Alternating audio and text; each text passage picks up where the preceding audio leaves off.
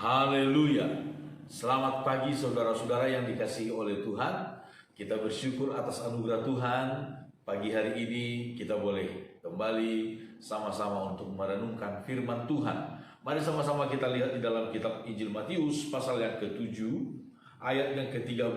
Firman Tuhan berkata, "Masuklah melalui pintu yang sesak itu, karena lebarlah pintu dan luaslah jalan yang menuju kepada kebinasaan, dan banyak orang yang masuk melaluinya. Karena sesaklah pintu dan sempitlah jalan yang menuju kepada kehidupan, dan sedikit orang yang mendapatinya." Saudara-saudara, di sini Yesus memberikan kepada kita sebuah gambaran perbandingan untuk mendapatkan kehidupan yang kekal dan atau masuk ke dalam kebinasaan. Untuk mendapatkan kehidupan yang kekal, Yesus berkata, masuklah melalui pintu yang sesak itu. Karena lebarlah pintu untuk menuju kepada kebinasaan, dan banyak sekali orang berbondong-bondong melewatinya. Tetapi sempit dan sesaklah pintu untuk mencapai kehidupan, dan hanya sedikit orang yang disebutkan melaluinya. Hanya sedikit orang yang mendapatinya. Saudara-saudara, hal ini satu proses, memiliki arti sebuah proses menjadi. Kalau dalam bahasa Inggris disebut to be, menjadi, saudara. Kalau kita memperhatikan firman Allah, Allah menghendaki sebuah proses. Yesus ketika dia menyelamatkan manusia, dia mentaati sebuah proses.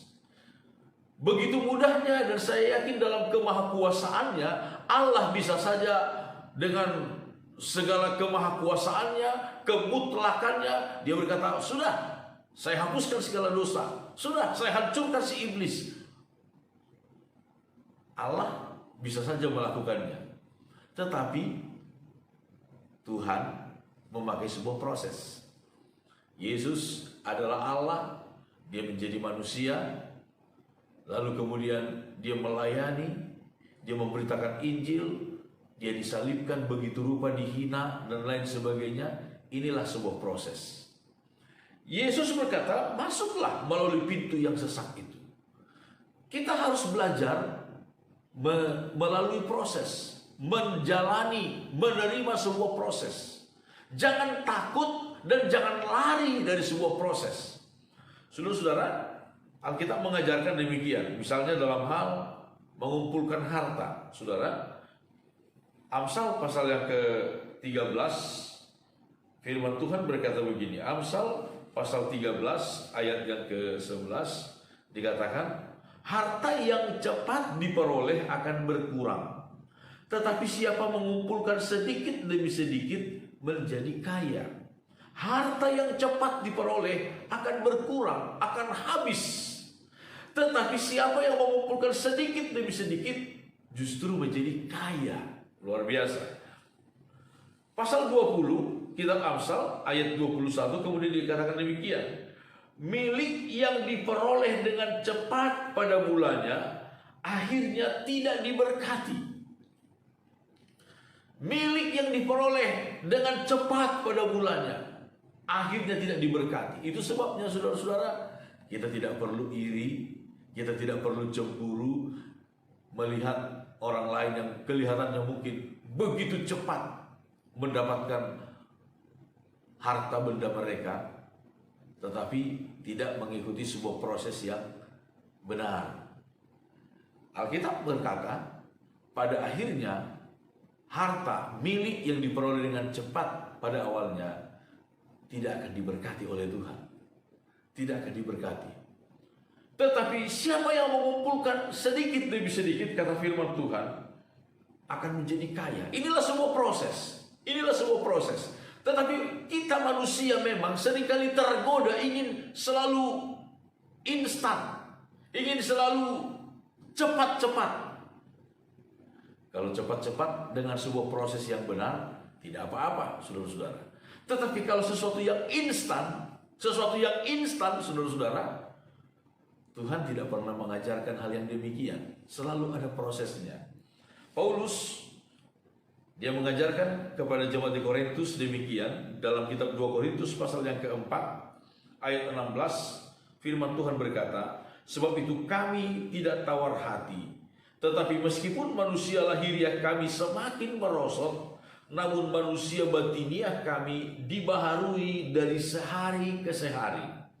Sebab penderitaan ringan yang sekarang ini mengerjakan bagi kami kemuliaan kekal yang melebihi segala-galanya, jauh lebih besar daripada penderitaan kami. Saudara-saudara, ini proses. Walaupun manusia batiniah kami semakin merosot, semakin lemah, semakin tidak berdaya, tapi Paulus berkata, manusia batiniah kami semakin dibaharui, semakin diperkuat, semakin diperindah. Manusia lahiriah kita ini pasti akan semakin merosot, pasti akan semakin berkurang dalam segala hal. Berkurang kecantikannya, berkurang ketampanannya, berkurang kekuatannya, dan lain sebagainya. Tetapi firman Tuhan berkata, dari sehari ke sehari manusia batiniah kita dibaharui oleh Tuhan. Kenapa? Penderitaan ringan yang sekarang ini, jalan yang sempit itu, jalan yang terjal itu, menjalaninya penuh dengan kesukaran, tidak bebas, saudara-saudara. Seringkali merasa terikat, seringkali kita merasa dibatasi ini, dibatasi itu, jangan ini, jangan itu, terlalu banyak perintah. Seringkali kita merasa seperti itu. Tapi saudara-saudara, itu adalah proses yang di ujungnya kita akan melihat sesuatu yang indah luar biasa, sesuatu yang membanggakan kita, sesuatu yang sangat menggembirakan kita. Penderitaan ringan yang sekarang ini mengerjakan bagi kami kemuliaan kekal yang melebihi segala-galanya, jauh lebih besar daripada penderitaan kami. Saudara, kalau kita hari-hari ini mungkin merasa kita sedang dalam proses tidak enak, seolah-olah kita berada di jalan yang sempit itu, saudara-saudara, tetaplah berjalan bersama dengan Tuhan. Haleluya. Tetaplah jalani bersama dengan Tuhan. Sedikit lagi kita akan melihat kemuliaan, kehebatan kuasa Tuhan yang akan memberikan kita kelegaan, berkat luar biasa. Sekali lagi, harta yang cepat diperoleh pada akhirnya tidak akan menjadi berkat. Tetapi siapa yang mengumpulkan sedikit demi sedikit akan menjadi kaya, saudara. Biarlah kita ikuti proses Tuhan dan kita pasti ada dalam pemeliharaan Tuhan. Amin. Tuhan memberkati kita semuanya.